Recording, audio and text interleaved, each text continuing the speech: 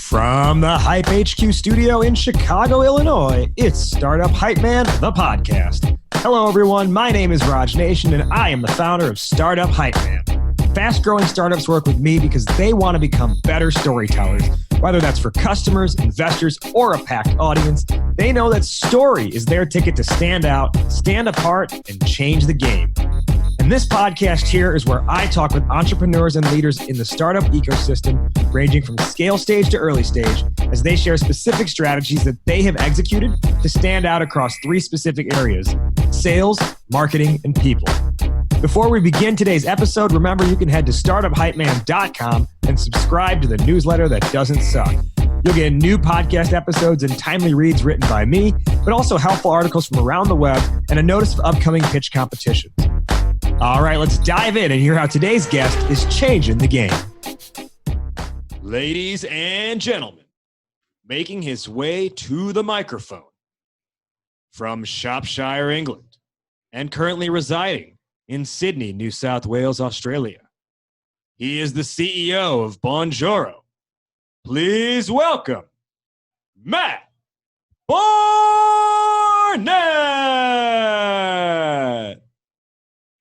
Hey Raj, awesome to be here.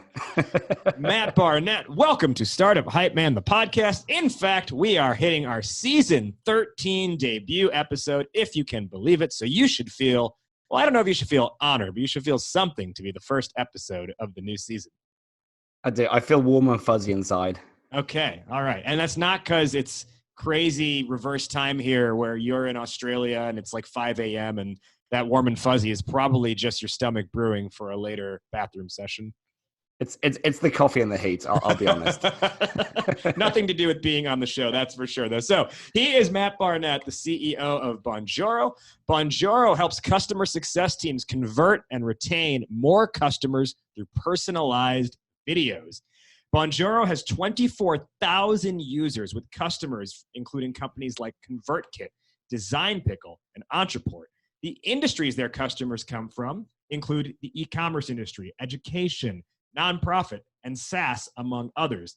They are achieving 9% month-over-month growth. They have raised $1 million in their 3-year history.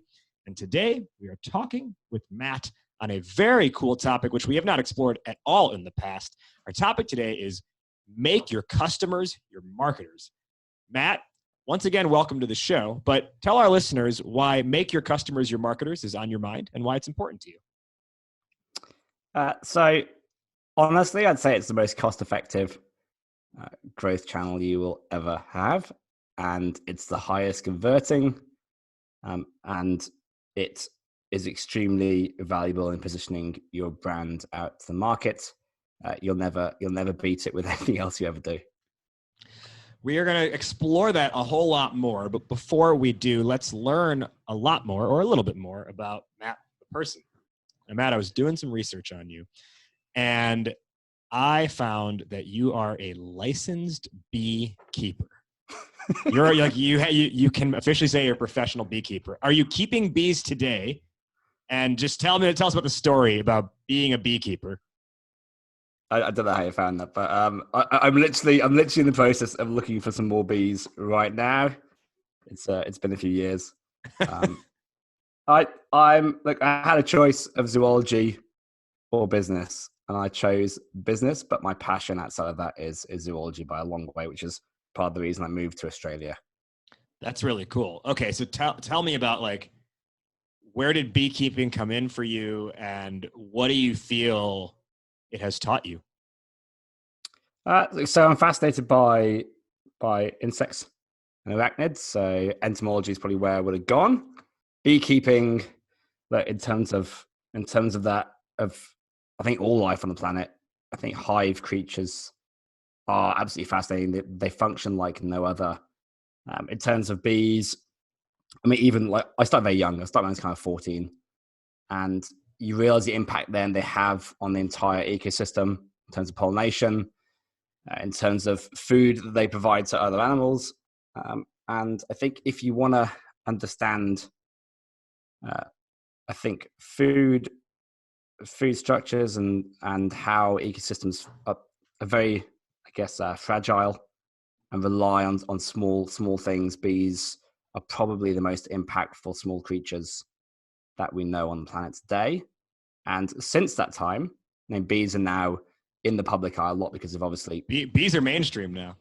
They're mainstream, and they're facing some huge issues. Obviously, a lot have died off over the last few years, but I think we're in a position now to start to reverse that. It's great they have come into the public eye. It's great that there's urban beekeeping happening.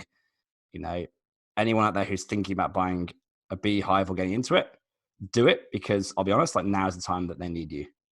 The bees need our help, he says. How many times have you been stung? Not that many, to be honest. Which is good. I often don't go out without my suit on, so.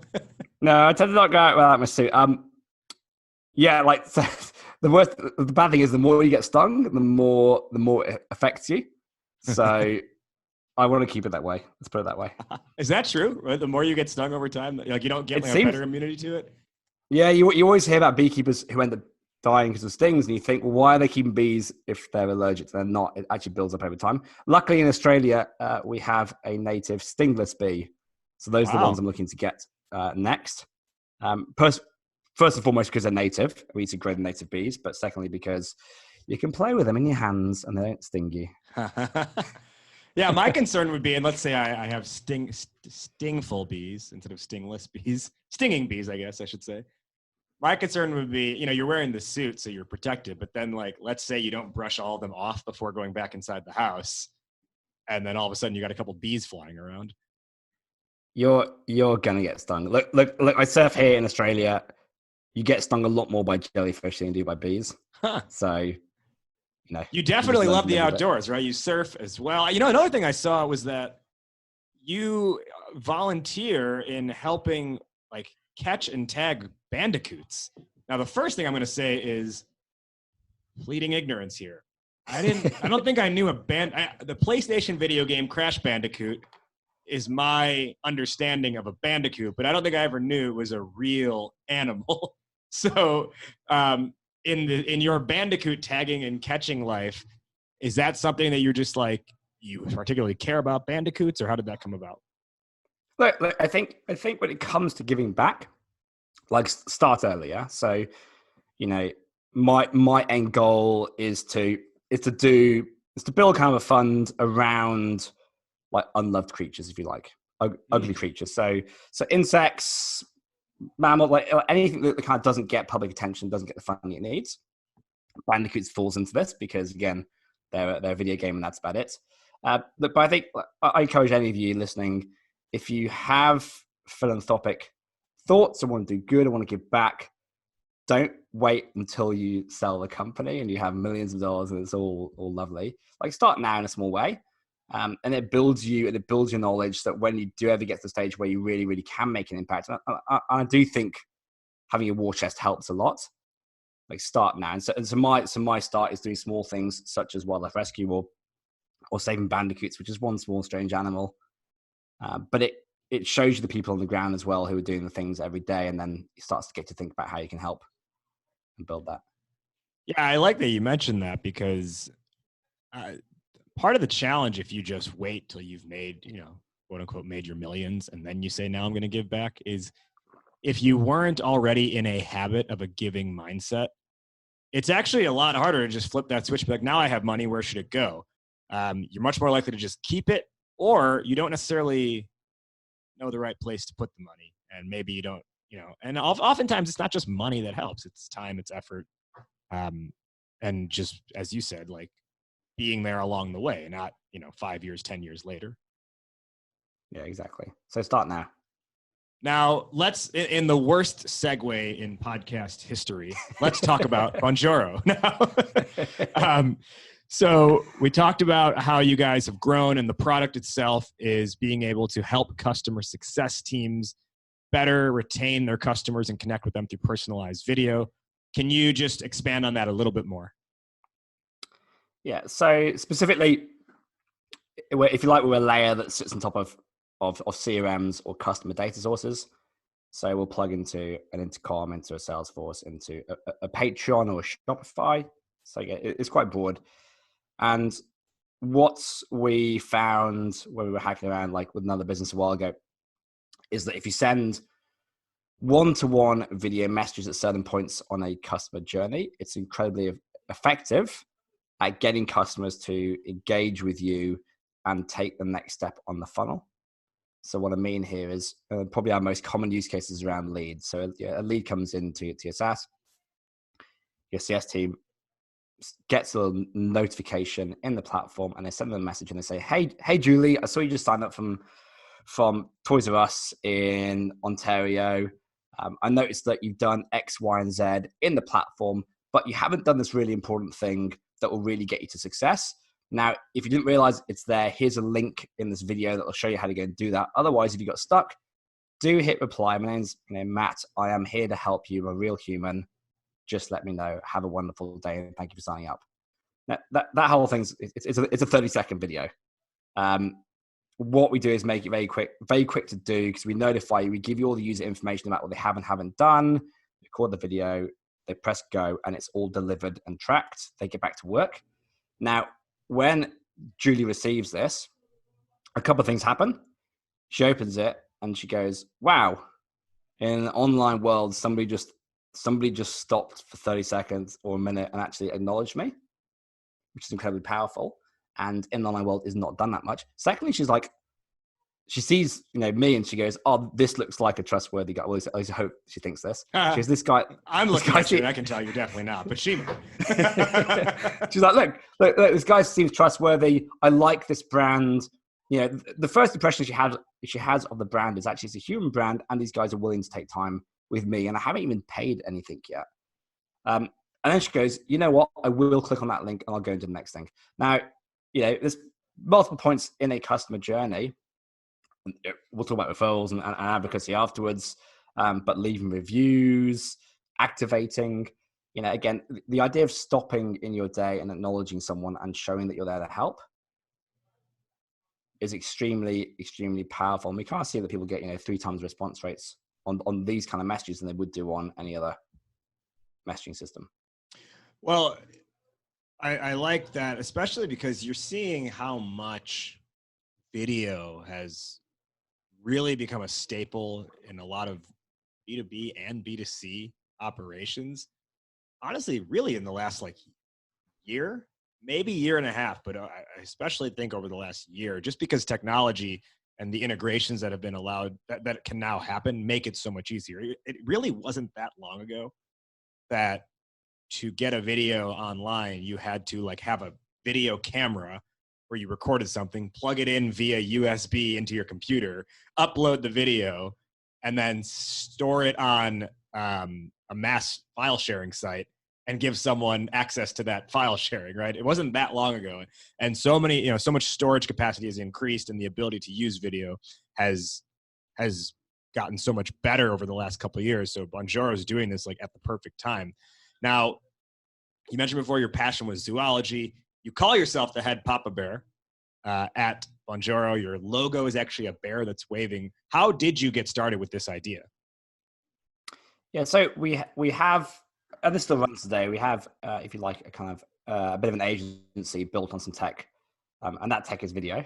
So we have a research agency whereby we're used by very different clients, so large corporates doing qualitative research where they get customers around the world to submit videos of them using washing powder, where they store stuff, etc. And this is used as a research piece.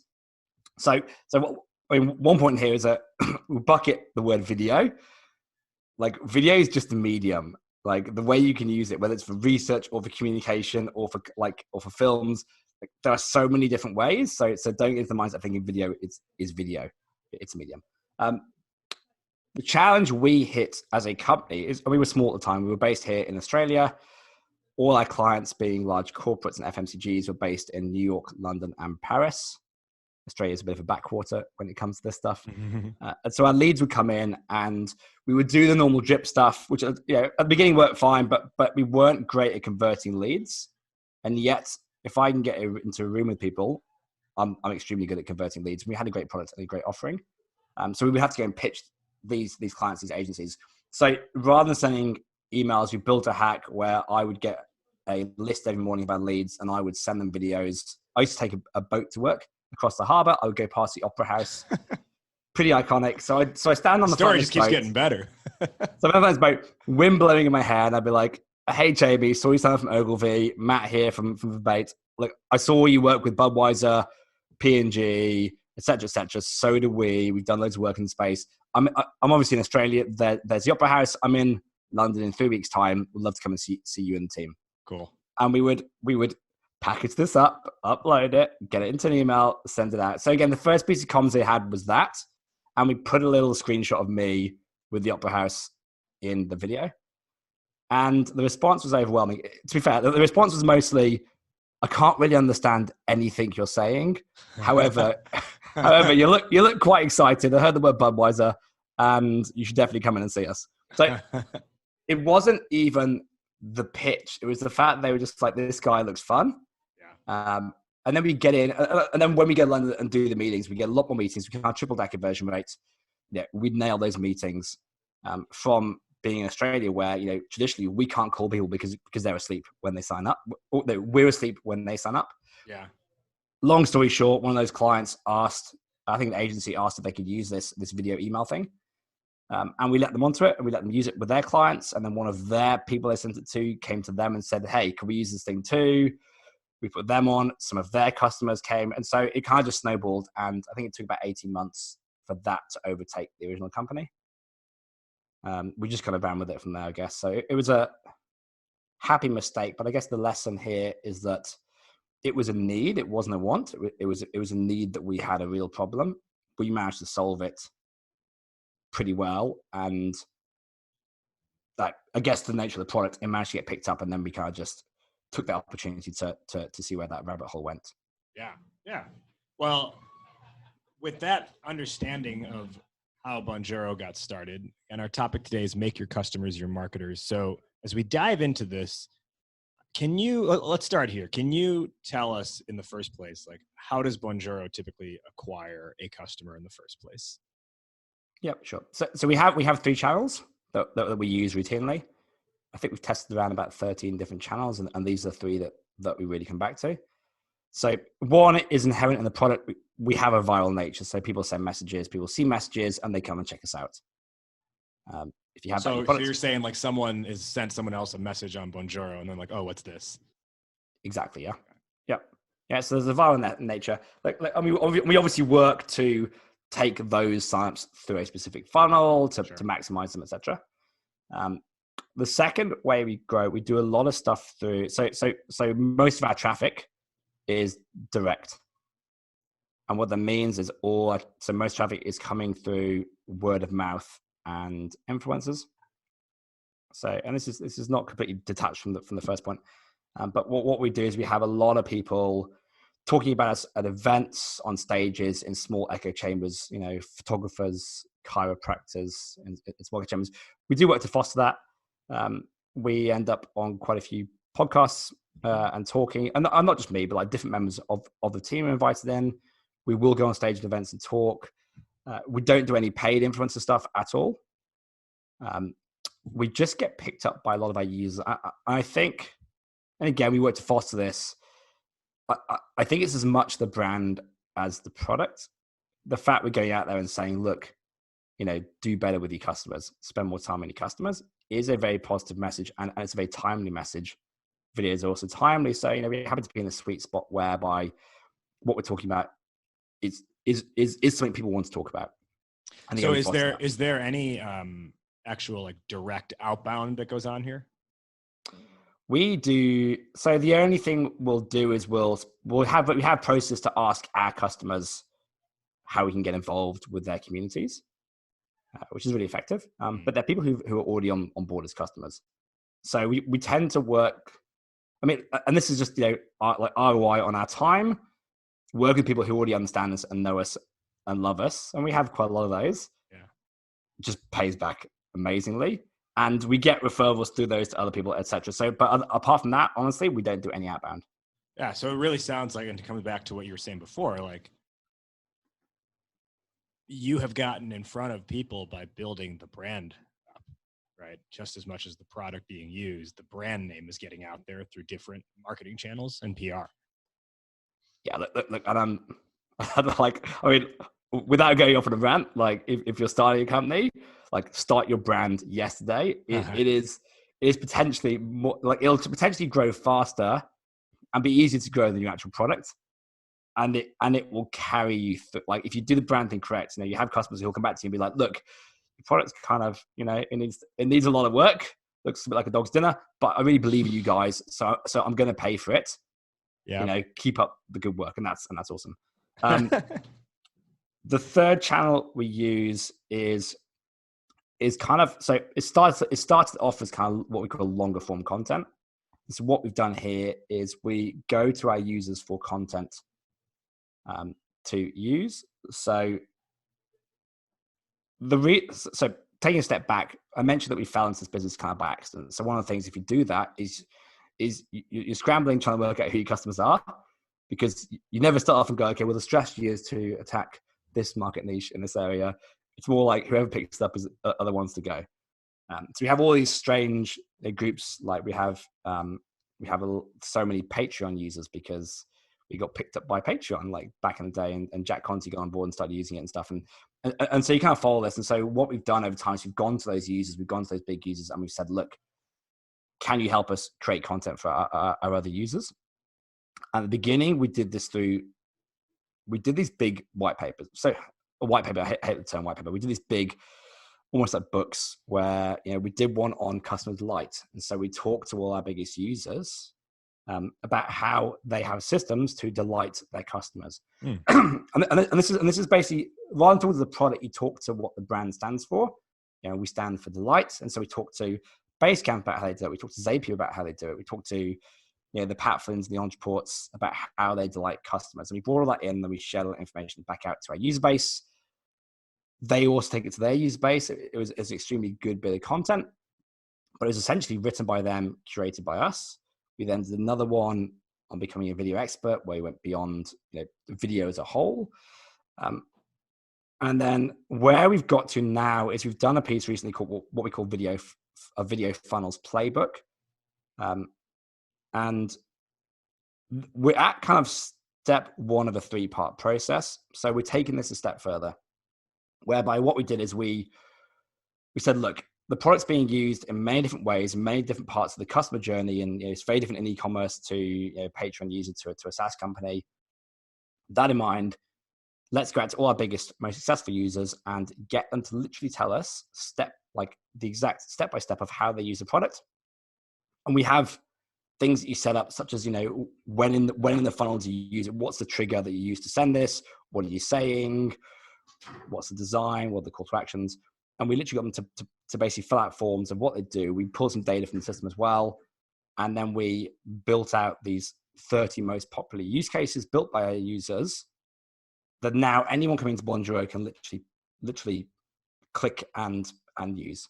Mm-hmm. And I'm a big fan of doing things as quick as possible to see if they work. So the first way we did this was we chucked up a landing page, and we put this out as a long form kind of PDF document that people can copy and paste stuff.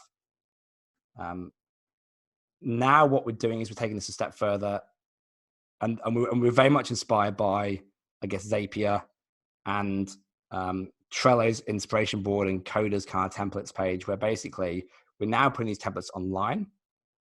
And so what happens is we then have 30 pages which explain the use cases in high detail, have all the videos from the customers, and anyone can click and say, I want to drive more reviews for my Shopify store sales. And they literally click, and we take them through a specific sign-up process from that. We also have SEO on these pages. The third step from this is getting to a stage where we have basically a submit button in anyone's account, and anyone who's created a new funnel with a new setup with new specificities, press submit, it comes in, we'll actually vet how they're using it, and then we'll potentially publish how they use it out to a public store so other people can click and start using it. Okay, so this is interesting because most people, I mean, ultimately what this is in a way is advocacy, right? Customer advocacy. Yeah. Most people think about that as getting referrals. Oh, going to my customer and asking, hey, do you know anyone else? Which oftentimes can be awkward to ask. A lot of times they say, yeah, and then they don't follow up with anything, right? You're actually, as you just said, you're getting customers to not only use Bonjoro as the product themselves for their needs, but on top of that, they're probably also recording video testimonials, just, as saying like, hey, I like using this. But even in addition to that, you are getting them to actually pretty much put together how-tos of how they are using it for other existing customers and potential customers to learn about. So in a way, they become your own customer success team. And that is, not even arguably, that is a much bigger ask than a passive email that's like, hey, do you know anyone else who would be great for this product, right? So you said you were inspired by Zapier and Trello, but I mean, like, is that where you got the inspiration for this type of process, or is it that plus something else? I'd say it's that plus us struggling to find out why people are using the product. Okay. so again, like I need to get happy accident, right? Happy accident, yeah. God damn, there's so many different types of use cases. Which one should we focus on? And instead of doing that, we're like, you know what? Let's just go to the users. The biggest ones are out there. Let's accept that we're a jobs to be done platform. We solve conversion, activation, like retention, essentially. Mm-hmm. We don't solve gyms. We don't solve chiropractors or SaaS companies. We solve roles that apply to, or jobs that apply to many different companies. So we're like, let's take that approach. Let's ask people what jobs they're solving, and let's literally put it out there black and white for other people to click and start. Like I said, like Zapier, it's slightly different, but if you ever type in X software plus X software, like who comes up number one page? Like Zapier. Yeah, Zapier. Yeah. Even if they don't support it, they still come up number one page. And then you go there, and so we've used Zapier. We're like the 7th fastest growing app last couple of years. So we've been through the process, know the guys really well. And when you go through it, like you can see how when you set yourself up, and obviously there's a big gain to us using Zapier, so we are highly incentivized, but they get you to write out a lot of content. You have to pre-build a load of zaps. You have to write every single one with different words. You can't copy and paste anything. And the reason is just SEO, yeah? So over time, look, you're right. So it's a bigger ask from us to our customers. We do make it easier for them. If they've already built these things and using them, we can actually put our data in quite easily. We do tend to showcase our clients as well. And we do talk about them, and we'll share them out there. We do have this. It's not like we're doing one thing. We're doing many, many things that will allow us to enable us to go and be able to do this. The whole brand piece. We're a feel-good brand. Like, to be blunt, people like us. Yeah, every single person who ever signs up for Bonjoro gets a video from one of my team. So they've all met from the very get-go. They already kind of feel like they know us. We then send them other Bonjoros down the lines. They stay with us. Some of them are kind of crazy, from Australia, from London, from the States. We reach out to them. We talk with them. We have a great active community online as well, which we only let paying users into, which we really foster and grow. So we do a lot of work that preps our customers ready, that when we have the asks, it's super easy. Like, you asked me like before the show, do people ever say no? Like, I'll be honest, not really. Pretty much everyone is like, yeah, hell yeah. Like, yeah, of course, like they are, because they're sending videos out to customers, we've trained them to a state where they are extremely confident in what they do. So it's pretty helpful, and we're celebrating that they're doing good things for their customers. So it's again, aligns with that. Ideally down the line, we have this piece, and we haven't quite worked out the incentivization around this, is you get people to want to fight to submit stuff for you. And this is what Zapier has, Trello has this too, where they have inspiration boards. And so you basically get to the stage where everyone's like, I want to have my funnels. Yeah, on you the make it a Bonjoro thing. Homepage. You make it like a social thing almost, that it's cool to get your story featured, or your use case featured. Yeah, I think the way for us, to us, will just be celebrating customers. Mm-hmm. Yeah, and where you go out to the world and be like, look how great Tim is, from X company. Look at what he's doing. Tim's awesome. And Tim's like, I'm awesome. Yeah, and he's out there. So celebrate, invest in your customers, help them, and they'll help you. But you know, build a culture that does this. So you're not just trying to do it as a hack. Build a culture so that all touch points of all your team, whenever they talk to customers, has this attitude. And when you ask, like, I don't think asking for testimonials is hard. It's extremely easy. Well, for a lot of people, I think they would say easier said than done. But yes, if you just make the effort, it can be done very quickly and very easily.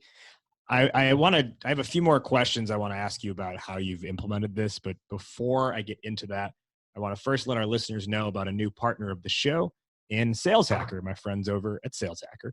So if you've been a long-time listener here, then you know that I try to feature more B2B startups on the show, such as a company like Bonjoro, where all their customers are different, either businesses or individuals who run businesses.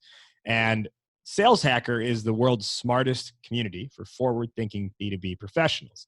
If you don't know about them yet, it's 135,000 members strong. So if you're a CEO, like our guest Matt is, if you're the head of sales, if you're a sales rep, if you're anywhere in between, Sales Hacker helps you get better at your job, period, with podcasts, articles, webinars, and research from actual sales experts and practitioners, including me, Raj Nation, the startup hype man. Every now and then I got some content put up there. So it's no fluff from like outside content marketers. It's just straight dope to grow your sales acumen. I'm a big fan of what they're doing, and I'm so excited to have them as a partner of this podcast now. If you want to get in on the action with Sales Hacker, just go to saleshacker.com and join for free. You just add your email address, and you will get their content in your inbox every single week. You can also just scroll their website for all the cool stuff they've got there. So again, it's saleshacker.com to get access to the articles, the research, the webinars, and more. Saleshacker.com. Today, we are with Matt Barnett, the CEO of Bonjoro, on Startup Hype Man, the podcast, our season 13 premiere episode, or should I say debut? No, premiere. Season premiere episode, I should say. And we are talking about making your customers your marketers. What Matt has talked about to this point is essentially getting them to submit their own use cases of using the Bonjoro product, which is then being promoted out to other customers and potential buyers.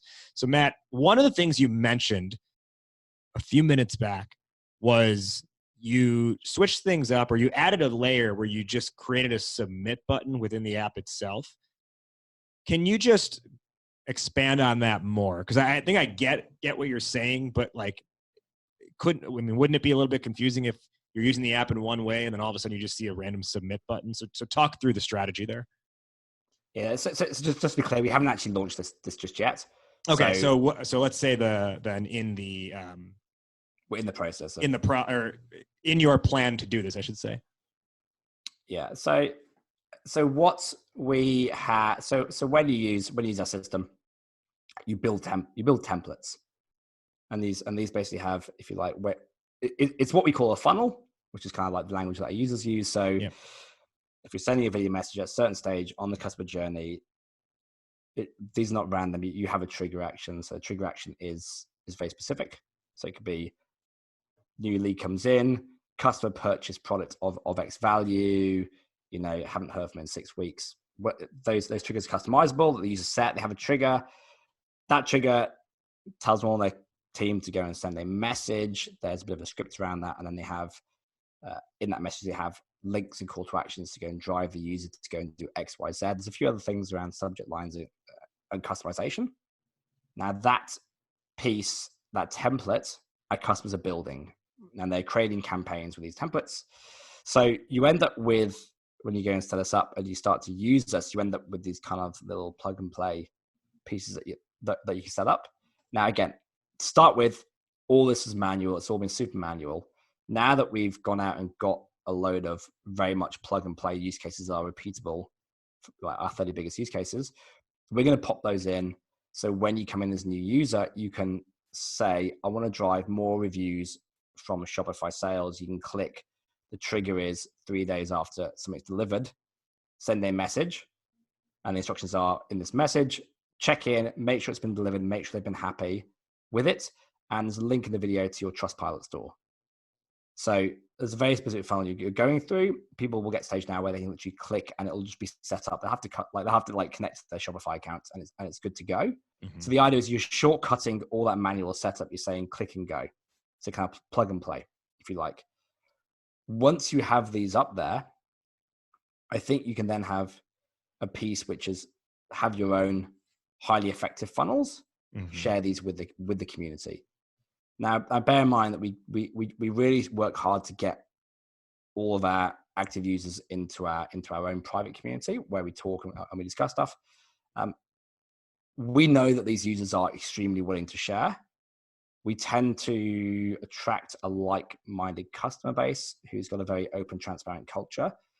I think this is because of doing the video stuff and taking time with customers. And again, maybe this is our area, but we're very broad. They also happen to be a kind of customer who's very happy to share how they do business and how they grow. Yeah. And so I think there's enough in that to get people to submit. We will test around and see if there's additional incentivization. The incentivization will never be around payment or freebies. It would be around hitting goals, getting badges, like more that kind of side of things. Mm-hmm. I think it's a personal satisfaction. And then the other thing is to have, if these are published, do you let other users vote on how great they are? Because there's absolutely an ego piece that comes into this, Yeah. Where people are like this. This is why people give us reviews and testimonials like so easily, is because we put them up and everyone's like, hey Tim, this is amazing. And Tim's like, I'm the man. Tim's been getting a lot of love on this episode. We have a guy called Tim, and like one of our customers, and like Tim is the man.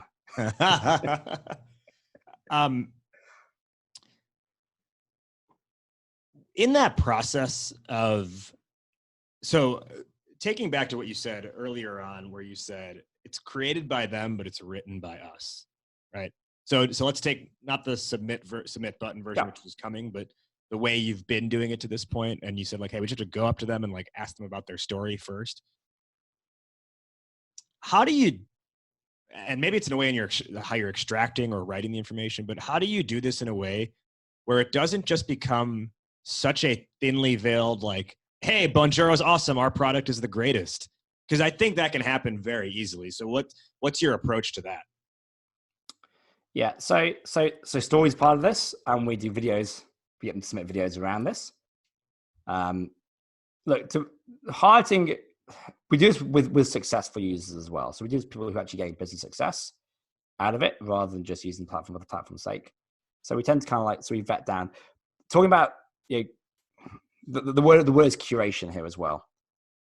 And this is important. If you do this, again, if you look at how Trello, so Trello allows people just to basically, if you're using Trello in some like innovative way, you can submit that and they'll put it on their store and other people can download it with all your templates and kind of get off. Yeah. But they curate this. We curate it too. So, we do take people through a process where we're like, is there a good story here too?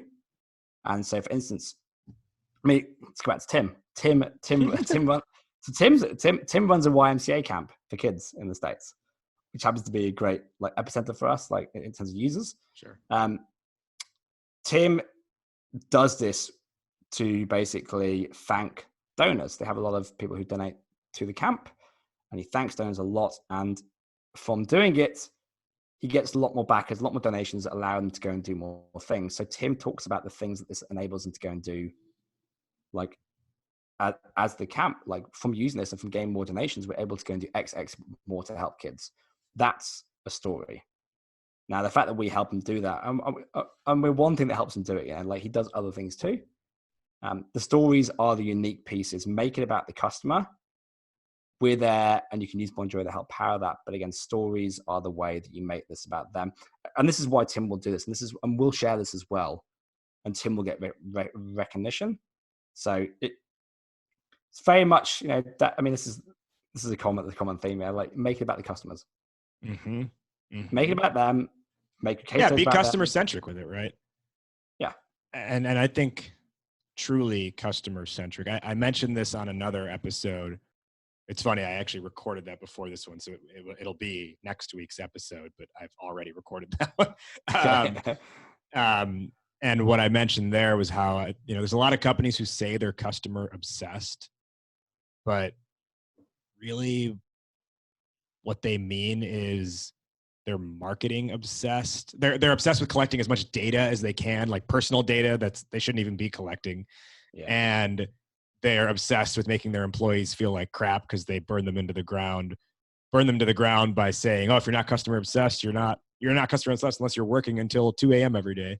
Yeah. But this to me is like, and you're going to use the word obsessed here because it's not what's happening in that case. It's like you said, customer centric and celebrating them. And when you do that, I think people want to buy from others if they see that they're not just in it for themselves, like the company's not just in it for themselves. And I think it has a ripple effect across the rest of your customer base if you see the brand doing something good for one customer, even if that wasn't you kind of feel like, oh, it's reaching me as well. Like they care about me just as much. Yeah, so I've got a good story about this. I mentioned everyone who signs up, we demonstrate products. We send a video to every single person, no matter how many we get, saying, "Hey Raj, hey Mike, hey whoever." Yeah, like the team all takes part in this, so everyone has a go. Everyone welcomes customers. I've done this forever, but quite early on, we had a chap called Pat Flynn sign up, who in the SEO space, entrepreneur on fire, right? Yep. So that's John Lee. Or sorry, Smart Pass. Is he Smart Passive Income? Yeah, Smart Passive Income. We also have John Lee as well. So we also have him. So Sam, yeah. And now I'll be honest, because we're from SaaS backgrounds, both these, so John and Pat Flynn, both people who we hadn't come across, to be honest. And when we sign up leads, we just see Pat, and we welcome them on board, and we do the same thing we do with every customer. Yeah, we take a bit of time, and then we nurture them throughout I guess, kind of customer life cycle. Now, we treated Pat like we do any customer, but we treat all our customers well. And then suddenly one day, we suddenly start getting like 100 signups coming in, and we're like, "What is going on here?" And then eventually, from talking to the signups, people are like, "Oh yeah, there's Pat Flynn's on stage talking about you at Traffic and Conversions, which is a big event." Yeah. And we're like, who's Pat Flynn and what's Traffic and Conversions? So both these were outside of our field of knowledge at the time. Sure. And he's like, these guys, and so he talked about the brand as much as the product.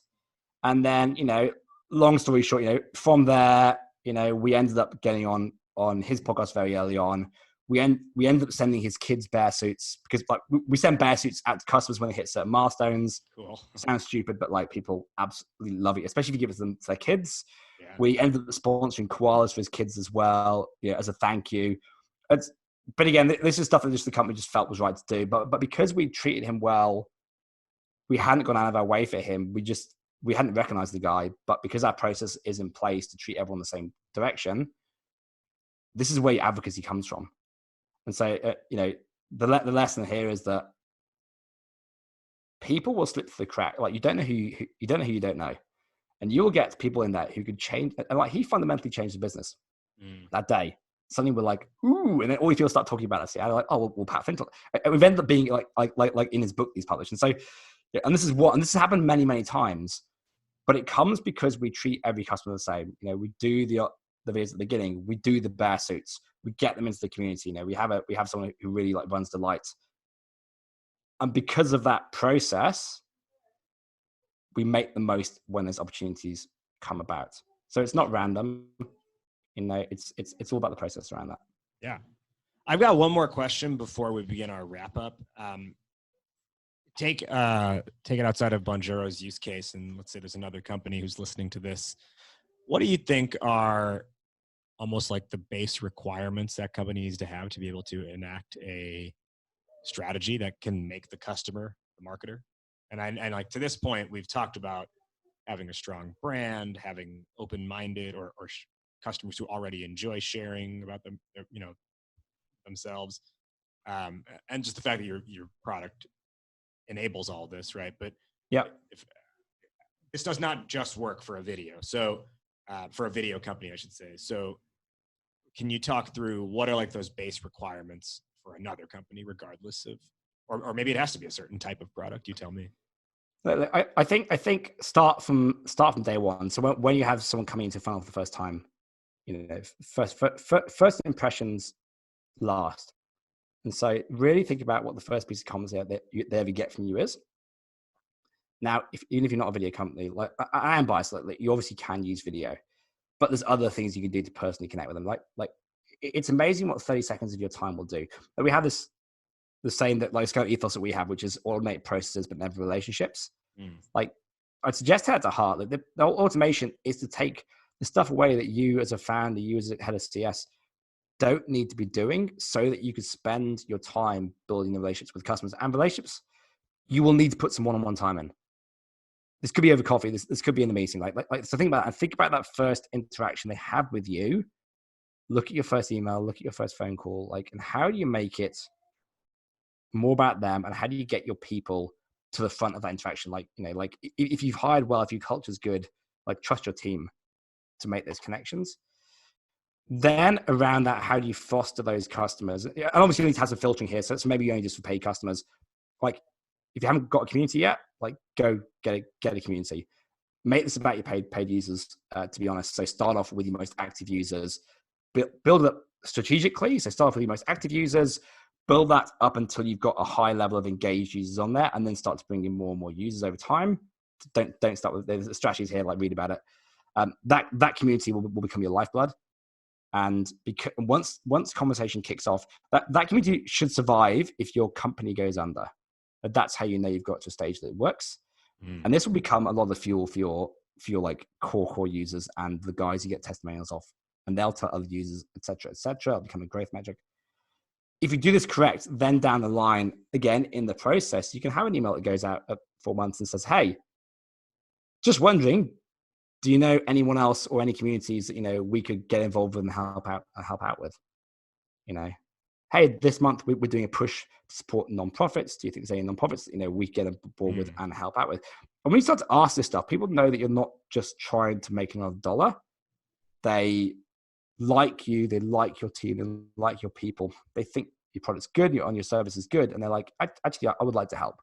And not everyone will, of course, but you'll have a lot more hands up than you would ever expect. Yeah, and then once they do this, well, so yeah, and then once do this, yeah, again, nurture those advocates. Now, if you have an advocate, keep them, never let them go. Have a list of them on your wall. Those are the guys you go back to again and again, and give back. If you're gonna, every time you ask, give something back. And if that's a bear suit, send them a bear suit. If that's a coffee, buy them coffee. If it means that you pop in unexpected and see them, give them a shout on social when they get a great article, do that. And again, you can processize. You can put this into a process. But when you do it, if you do this correctly, it will work, and it'll become self-fulfilling because it's so enjoyable. Everyone comes back and they're like, "You guys are great," and you're like, "This is awesome!" It makes business feel good, and so you just start to do more of it, and then it just starts to snowball. There's a few things that I pulled out of what you just said, but I'm going to save it for my final takeaway portion. So. Before we get to that, though, as we start our wrap up, where can our listeners find Bonjoro, and where can they learn more? Yes, just head to bonjoro.com. If you do ever want to try a trial, you're going to get a video from one of us. So if you apply to that, just have a chat to us. If you ever do want to reach out to me, feel free to hunt me down on LinkedIn. Papa Bear is my name. Happy to help. I had a lot of help getting started. I had a lot of help. So if you would like some advice or anything else, I'm always open. Please do reach out. If you search Papa Bear on LinkedIn, he will show up. And also you can find Bonjoro just because someone will probably be talking about it somewhere in the market. Okay, so to wrap up then, we will each give our top 1 to 2 lessons or takeaways for the listeners based on the discussion today. Our topic was make your customers your marketers. I'll go first and then I'll let you go, Matt. So to me, and really in that last portion there, what I drew out of that was to make this a successful process or a successful strategy or even pillar of your company, you have to have a way for your customers to talk to each other. Actually, I should say it a different way. The best way that your customers talk to each other should not be by accident. There should be some orchestrated way for them to connect with each other, communicate, and share with each other. And I think that should work really well for any marketplace company, particularly on the B2B side of the marketplace. Honestly, most SaaS companies, and many app-based companies as well, if it's like a business owner or a business person who's using the app. The other thing I just want to say real quick is what I really like how you said, it's amazing what you can do with 30 seconds of time. And that's really, I think, what's happening in all the Bonjoro videos that are being put out. And, it's part of the onboarding funnel or part of the acquisition funnel or part of the customer success funnel. 30-second or less video just saying, hey, thanks for this, or hey, really looking forward to getting to know you more, something like that. Like you said, a lot can happen with 30 seconds of time. Matt, top 1 or 2 takeaways or lessons for the listeners? Top 1, you can't ask if you don't give. So don't expect people to help you if you don't help them, and don't invest time in them. So if you ever say, I don't have time to spend a minute on a customer, you don't deserve that customer. To be blunt. Secondly, last thing, I may wrap up. Like I mentioned this a minute ago, this kind of ethos that we live by, which is the idea of automating processes but never relationships. Like if you take one thing away from this podcast, I think take away that. Get rid of the stuff that doesn't involve the human element, where you don't need personality to be human. So it frees you up as an individual to spend time at, whether it's doing advocacy, whether it's talking to users about building a better product or whatever it is. Like automate processes, but just don't automate the relationships. My final question for you, fill in the blank. Entrepreneurship is blank. Hard. It's about tenacity. Say a little bit more on that. Don't stop. We launched this business out of another business that was okay, but just what wasn't enough. If we'd carried on, we probably wouldn't be here today. But we saw the opportunity, we kept going, and here we are.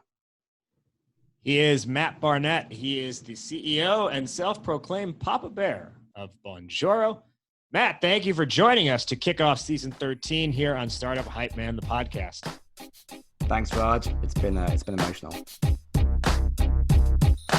That wraps up today's conversation. Did you like what you heard? Startup Hype Man, the podcast, is available on every major platform, including Apple Podcasts, Spotify, Google Play, and more. So be sure to subscribe on your platform of choice and leave a rating and review. Do you want to be an upcoming guest on the show? Email media@startuphypeman.com with your idea, and my team will review. Our theme song is Change the Game by Jay-Z, all rights owned by Rockefeller and Def Jam Records.